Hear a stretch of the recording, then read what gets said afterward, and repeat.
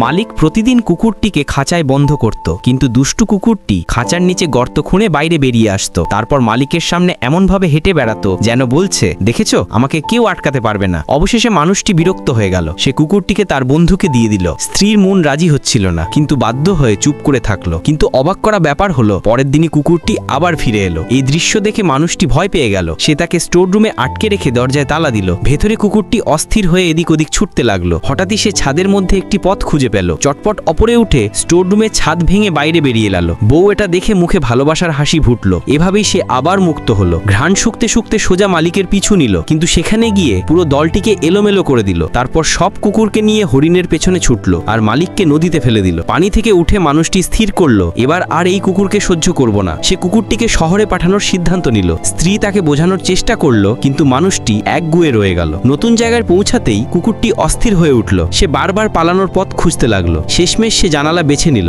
দৌড় দিল আর লাফিয়ে বেরিয়ে গেল। জঙ্গলে অনুশীলন করছিল এক লোক। হঠাৎ কুকুরটির ডাক শুনে চমকে উঠল। এত দূর থেকে এটা এখানে কিভাবে এলো? তার থাবা থেকে রক্ত ঝরছিল, কিন্তু চোখে জেদ ঝলমল করছিল। মানুষটির কুকুরের ওপর মায়া হলো। সে সিদ্ধান্ত নিল তাকে আবার বাড়ি নিয়ে যাবে। আরাম দেওয়ার জন্য কুকুরটিকে স্লেজে বসাতে চাইল, কিন্তু কুকুরটি জেদ ধরে সরাসরি লিড ডগের জায়গায় বসে গেল। তাকে পেছনের লাইনে বসানো হলো, কিন্তু কুকুরগুলো দৌড়ানো শুরু করার পর মানুষটি অবাক হয়ে দেখল ছোট কুকুরটির গতি আর সহনশীলতা অন্য সব কুকুরের থেকে অনেক বেশি। ধীরে ধীরে তার জায়গা সামনে চলে আসতে লাগলো। বাড়ি পৌঁছাতে পৌঁছাতে সেই ছোট কুকুরটি পুরো দলের লিড ডগ হয়ে গেল। এ দৃশ্য দেখে স্ত্রীর চোখ ভরে উঠল গর্বে।